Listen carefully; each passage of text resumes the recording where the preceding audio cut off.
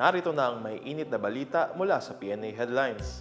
Iniutos ni Pangulong Ferdinand R. Marcos Jr. na isailalim sa lifestyle check ang lahat ng opisyal ng gobyerno sa gitna ng patuloy na investigasyon sa mga tinaguriang Ghost Flood Control Projects. Sa press briefing sa Malacanang kanina, sinabi ni Palace Press Officer Claire Castro na sakop ng lifestyle check ang lahat ng opisyal ng executive branch simula sa Department of Public Works and Highways o DPWH. Pinasasabay din aniya ng Pangulo ang pag-check sa mga records ng DPWH kaugnay sa mga maanumalyang proyekto.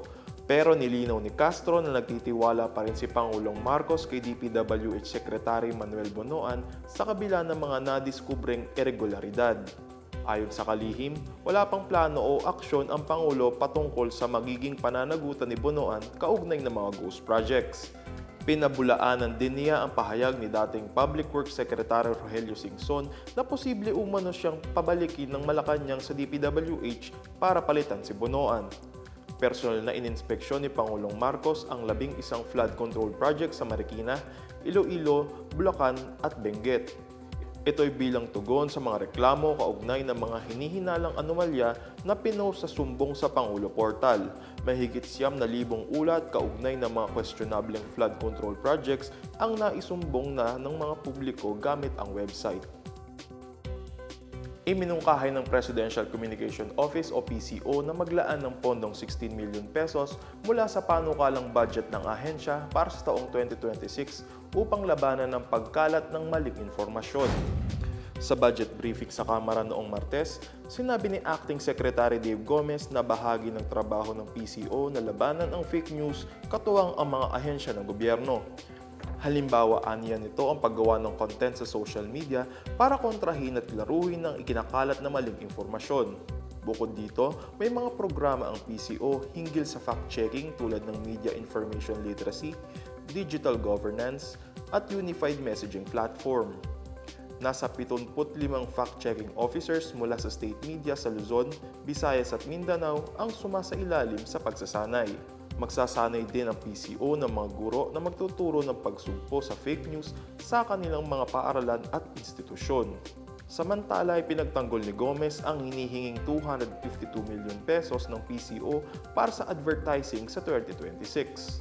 Paliwanag niya, gagamitin ito ng ahensya kasabay ng pag-host ng Pilipinas sa susunod na ASEAN Summit. Gagamitin din ito sa iba pang kampanya tulad ng nominasyon para sa magiging non-permanent member ng United Nations Security Council. Sa kabuuan, humihingi ang PCO ng 2.808 billion pesos na budget para sa operasyon ng lahat ng opisina sa ilalim nito sa susunod na taon. Kabilang sa mga katuwang ng PCO ang Philippine Information Agency, Presidential Broadcast Service Bureau of Broadcast Services, Radio Television Malacanang, News and Information Bureau, Bureau of Communication Services at National Printing Office. Naglaan din ang PCO ng budget para sa Intercontinental Broadcasting Corporation or IBC-13 at People's Television Network o PTV. Hindi naman nakakatanggap ang APO Production Unit ng subsidiya mula sa gobyerno. Inilunsad ng Department of Education o DepEd ang Generation Hope program na tutulong resolbahin ang mga classroom shortage sa bansa. Katuwang ng DepEd sa programa ang Hope Foundation at ilang kilalang local brands gaya ng BDO, SM, Penshop at Grab. Bahagi ng kanilang kita at donasyon ay mapupunta sa pagpapagawa ng mga bagong silid-aralan. Ang bawat Hope Classroom ay may sukat na 7x9 na inaasahang matibay laban sa malakas na bagyo. May kasama itong chalkboard, teacher's table, wall fans, malalaking bintana para sa ventilasyon, cathedral-style na kisame at sariling comfort room.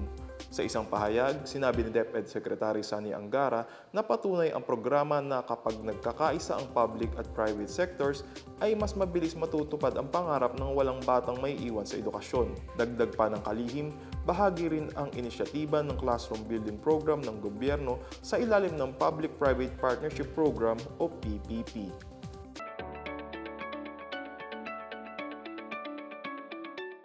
Sa balitang pangkalakalan, tumaas ng 19% o 36.29 billion pesos ang nabayaran na healthcare benefits at claims ng Health Maintenance Organization o HMOs sa unang bahagi ng 2025 ayon sa Insurance Commission or IC.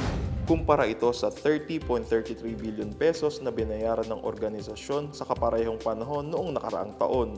Umabot naman ang total expense sa 19.53% o 45.56 billion pesos.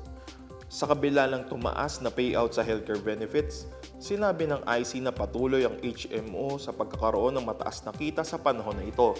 Sa unang bahagi ng taon, umabot na ang kabuuang kita ng HMO sa 47.03 billion pesos na mas mataas ng 21.3% sa 38.7 billion noong nakaraang taon.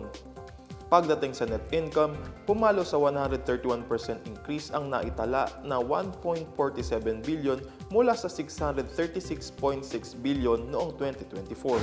Samantala, hinihikayat ng Securities and Exchange Commission or SEC ang mga publicly listed companies na ilabas ang lahat ng informasyon na mahalaga sa kanilang mga investors. Kaugnay ito ng nalaman ng komisyon na pag-aresto kay Global Ferronickel Holdings Incorporated, Chair Joseph C. Sanaian noong August 21 dahil sa di umano'y citizenship misrepresentation. Ayon sa SEC, kailangan ng mga listed firms na ipakita ang lahat ng mga informasyon tungkol sa kumpanya at sa mga opisyal nito dahil makaka-impluwensya ito sa desisyon ng mga namumuhunan. Nakabase ang tungkuling ito sa Implementing Rules and Regulations ng Securities Regulation Code at ng Consolidated Listing Disclosure Rules ng Philippine Stock Exchange. Dagdag pa ng Commission, patuloy ang kanilang pagpupursigi na itaguyod ang interes ng mga namumuhunan at tiyakin ang pananatili ng integridad sa capital market. At yan ang pinakabago at pinakamaiinit na balita sa oras na ito, hatid sa inyo ng PNA Headlines. Para sa iba pang mga balita at informasyon, bisitahin lamang ang aming website pna.gov.ph o ang aming Facebook at X account na Philippine News Agency. Mapapanood din ang PNA Headlines sa pamamagitan ng link sa website ng News and Information Bureau sa ilalim ng PNA News at sa YouTube account ng Philippine News Agency. Ako po si John Dalistan, ito ang PNA Headlines, naghahatid ng mga balitang nagbubuklod sa bagong Pilipinas.